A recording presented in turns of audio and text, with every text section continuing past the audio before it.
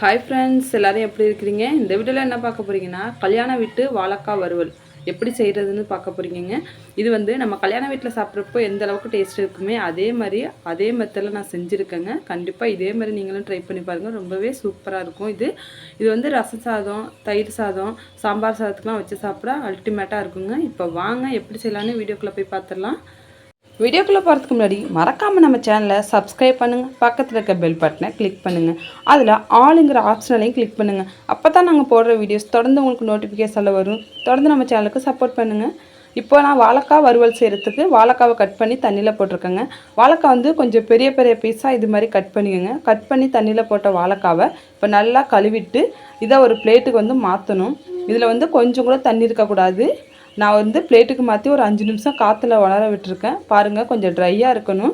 இப்போ இது கூட கொஞ்சமாக உப்பு சேர்த்து இதை நல்லா கையால் கலந்து விட்டுக்கலாங்க. எல்லா வாழைக்காவிலையும் உப்பு சேர்ற மாதிரி நல்லா கலந்து விட்டுக்கோங்க. ஏன் இப்படி செய்கிறோம்னா அப்போ தான் வாழைக்காக்குள்ளே நல்லா உப்பெல்லாம் இருக்கும், அதுக்காக தான். இப்போ இது நல்லா கலந்து விட்டு இது ஒரு பக்கம் இருக்கட்டும்.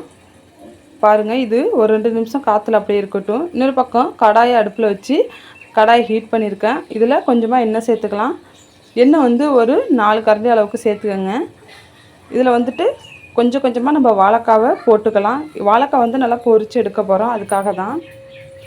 வாழைக்காய் வந்து கையில் அள்ளி போடாதீங்க, எண்ணெய் தெறிக்கும். இது மாதிரி கரண்டில் அள்ளி போட்டுக்கோங்க.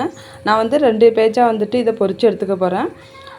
போட்ட வாழைக்காவை நல்லா கைவிடாமல் கலந்து விடுங்க. வாழைக்காய் வந்து கொஞ்சம் கலர் மாதிரி எண்ணெயில் நல்லா வெந்திருக்குங்க. அந்தளவுக்கு நல்லா வேக விட்டுருங்க. ஆனால் வாழைக்காய் வந்து ரொம்ப கருவிடக்கூடாது, சிம்மிலே வச்சு வேக வைங்க. பாருங்கள், வாழைக்காய் வந்து இந்த அளவுக்கு இருக்கணும். கொஞ்சம் லைட்டாக கலர் மாதிரி நம்மளுக்கு பார்த்தாலுமே தெரியும் வாழைக்காய் வந்து சாஃப்டாக வெந்திருக்குது. இப்போ இதெல்லாம் எண்ணெய் இல்லாமல் வடிகட்டி ஒரு பிளேட்டுக்கு வந்து மாற்றிக்கலாம். இப்போ எல்லாத்தையும் மாற்றிட்டேன். இப்போ அது இன்னும் அடுத்த பேஜையும் இதில் போட்டு நல்லா வந்துட்டு பொரித்து எடுத்துக்க போகிறேன். பாருங்கள், இதுவும் நல்லா பொரிஞ்சிருச்சு. இப்போ எடுத்தாச்சு. இதுக்கு வந்து ஒரு மசாலா ரெடி பண்ணணுங்க. அதுக்கு பார்த்திங்கன்னா 1 ஸ்பூன் கசகசா, 2 கிராம்பு, 2 பட்டை, ஒரு 5 சின்ன வெங்காயம், அரை மூடி தேங்காய், 1 ஸ்பூன் அளவுக்கு சோம்பு, இது எல்லாத்தையும் ஒரு மிக்ஸி சாரில் மாற்றிட்டு தண்ணியெல்லாம் எதுவும் சேர்க்காமல் கொரப்பாக அரைச்சி எடுத்துகிட்டு வாங்க. பாருங்கள், இந்த அளவுக்கு வந்து நம்ம அரைச்சி எடுத்துக்கணுங்க. நல்லா கொரப்பாக இருக்கணும், கொஞ்சம் நைஸாகவும் இருக்கணும். தண்ணியெல்லாம் எதுவுமே சேர்த்துடாதீங்க. இப்போ இது ஒரு பக்கம் இருக்கட்டும். இன்னொரு பக்கம் அடுப்பத்தை வச்சு அதே கடாய் வச்சுருக்கேன். கடாயில் வந்து கொஞ்சம் எண்ணெய் வந்து கொஞ்சம் கம்மி பண்ணிவிட்டு வச்சுருக்கேன். எண்ணெய் சூடாகிடுச்சு. இதில் 1 ஸ்பூன் அளவுக்கு சோம்பு சேர்த்துக்கலாம். சோம்பு வந்து நல்லா பொரிய விடுங்க. நல்லா பொரிஞ்சிடுச்சு. இதில் ஒரு பெரிய சைஸ் வெங்காயம் எடுத்து குட்டி குட்டியாக கட் பண்ணி வச்சுருக்கேன், அதையும் சேர்த்துக்கலாம். அது கூடவே 2 பச்சை மிளகாய் எடுத்து கட் பண்ணி வச்சுருக்கேன், அதையும் சேர்த்துக்கலாம். இப்போ ஒரு கொத்து கருவேப்பிலை சேர்த்து இதை நல்லா எண்ணெயில் வதக்கி விட்டுடலாம். வெங்காயம் வந்து உங்களுக்கு தேவைப்பட்டால் இன்னும் கொஞ்சம் அதிகமாக கூட சேர்த்துக்கலாம்.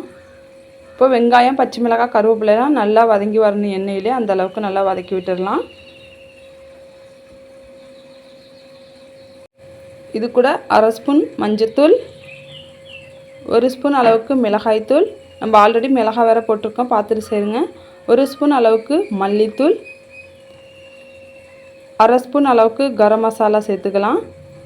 இப்போ எல்லாத்தையும் நல்லா எண்ணெயிலே வதக்கி விடலாம். அடுப்பை சிம்மில் வச்சு கருகிடாமல் நல்லா எண்ணெயிலே வதக்கி விடுங்க. அதோட பச்சை வாசனை போக நல்லா வதங்கி வரணும். நான் வந்து தேங்காய் இதெல்லாம் அரைக்கிறப்போ அது கூட இஞ்சி பூண்டு நான் சேர்த்துக்கிட்டேன். அதை வீடியோவில் சொல்ல மறந்துட்டேன். நீங்கள் தனியாக இஞ்சி பூண்டு பேஸ்ட் வச்சிங்கன்னா இப்போ சேர்த்துக்கோங்க. இப்போ நம்ம நல்லா அரைச்சி வச்சுருந்த அந்த மசாலாவையும் இது கூட சேர்த்துக்கலாம். சேர்த்துட்டு இதை நல்லா எண்ணெயில் கலந்து விட்டுலாம். இதில் நம்ம எல்லாமே பச்சையாக சேர்த்துருக்கனால அதோட பச்சை வாசனை போக நல்லா கலந்து விடணுங்க. இது கலந்து விட்டாச்சு. இது கூட ஒரு சின்ன இந்த சைஸ் அளவுக்கு தக்காளி எடுத்து சின்ன சின்னதாக கட் பண்ணி வச்சுருக்கேன், அதையும் சேர்த்துக்கலாம். தக்காளி அதிகமாக சேர்க்க வேண்டாம், ஒரு சின்ன தக்காளி சேர்த்தா போதும். இப்போ இதையும் சேர்த்து இதை நல்லா கலந்து விட்டுடலாம். அடுப்பை வந்து சிம்மில் வச்சுக்கோங்க. இதில் நம்ம மசாலாலாம் சேர்த்துருக்கிறதுனால டக்குன்னு வந்து அடி பிடிக்கும். அடுப்பை சிம்மில் வச்சுட்டு இதை நல்லா கலந்து விட்டுடலாம். பாருங்கள், எல்லாமே சேர்த்து நல்லா கலந்து விட்டுட்டேன். இப்போ அந்த மிக்ஸி சாரில் கொஞ்சமாக தண்ணி சேர்த்து அதை சேர்த்துக்கிறேன்.